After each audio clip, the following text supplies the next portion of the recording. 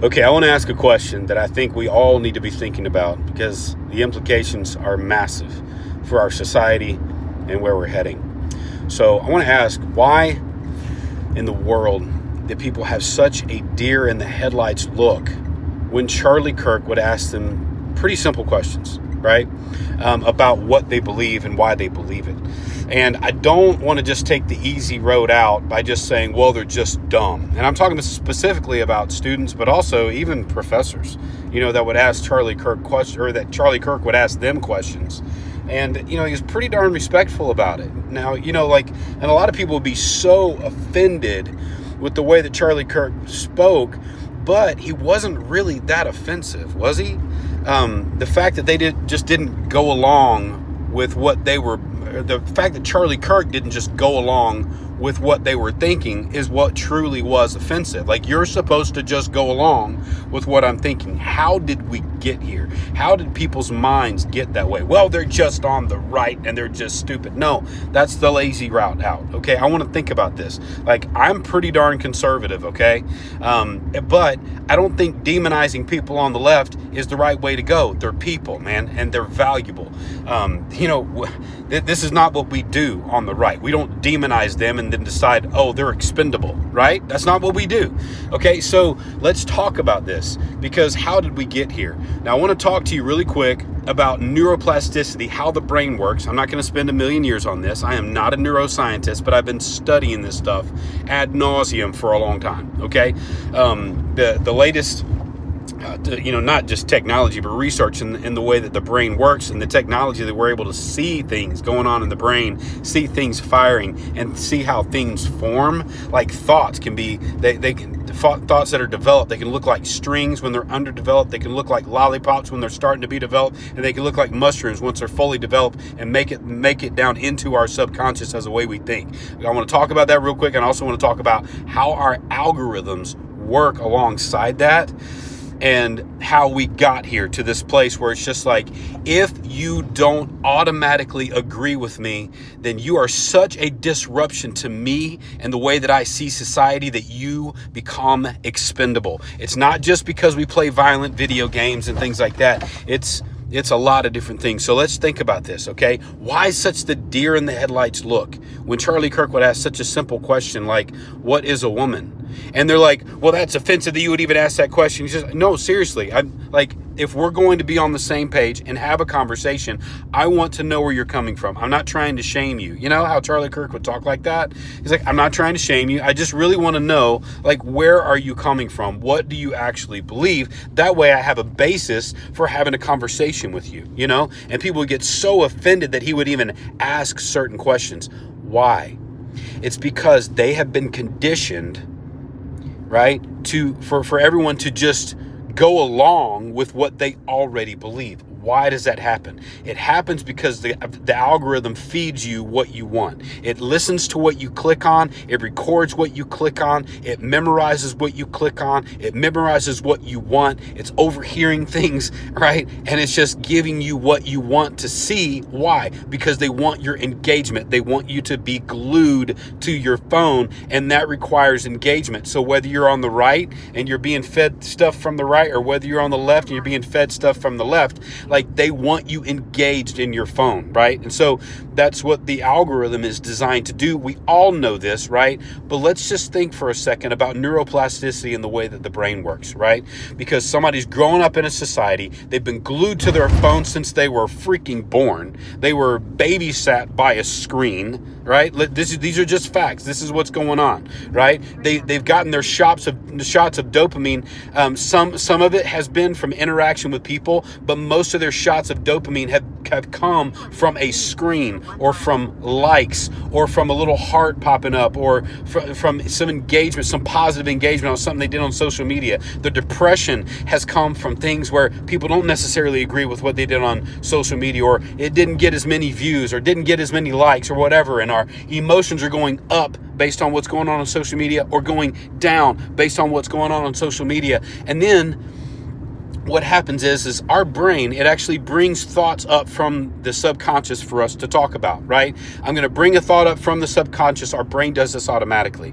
And sometimes it does it because it's triggered by certain things. But when a thought is brought up from the subconscious, I want to tell you what they're learning, okay? What they're learning is when a thought is brought up from the subconscious into the conscious mind, it never stays the same after that. It never stays the same. It will change one way or another. Either you are going to intentionally change that thought, and it's what the Bible calls taking thoughts captive and making them obedient to Christ. Okay? This is something that we can do, and we are proving with neuroplasticity and study of the brain that free will includes thoughts. You're not just a victim of your thought life. You're not just a victim of what you've been fed. You have thoughts that are brought up from the subconscious, and they're brought into the conscious, and your brain is basically asking you, what do you want to do with this thought? If you receive that thought, if you accept that thought and say, yes, this is what I want to think about, then the brain reinforces that thought before it goes back into the subconscious. It reinforces it. It makes it bigger. It never stays the same. It never goes back into your subconscious as the exact same way it was before it was brought up. It is made bigger. It is made more formed. Instead of looking like a string, it might start to look more like a lollipop. And then when it's fully formed, it starts to look like a dadgum mushroom. Okay? And this is what the thoughts look like when you reinforce them, right? Or you can change those thoughts. And you can say, you know what? No, this is not what it is. This is not right. This is not what I want to be thinking about. And then you can actually change those thoughts and make them obedient to a belief system or whatever. So we are choosing these things, right?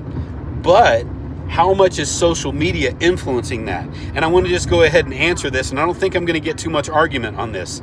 Social media is influencing this massively, big time, based on what you want to click on when you are alone. Now, when you're around people, it might be a little bit different what you click on, what you consume as far as your entertainment. But when you are alone, they know, man, they know what you want because they know what you click on. They know what you engage with. Okay?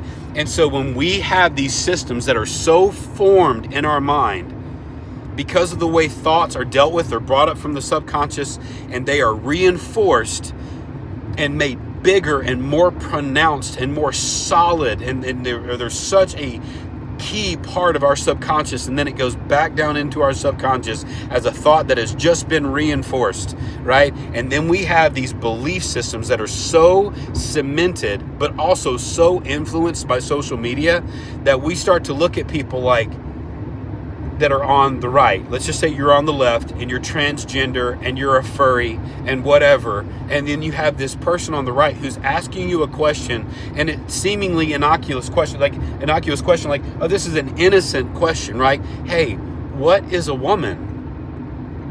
And instead of thinking, okay, let me engage with this person and kind of tell them where I'm coming from, that's not the response at all.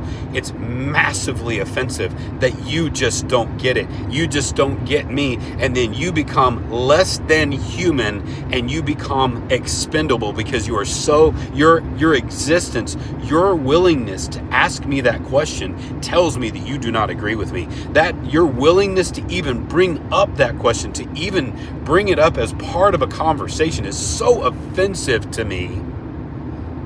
Because of everything that has been cemented in my subconscious, by everything that I've been consuming on social media. It hasn't been cemented in your mind by discourse with other people in real relationship. Does that make sense?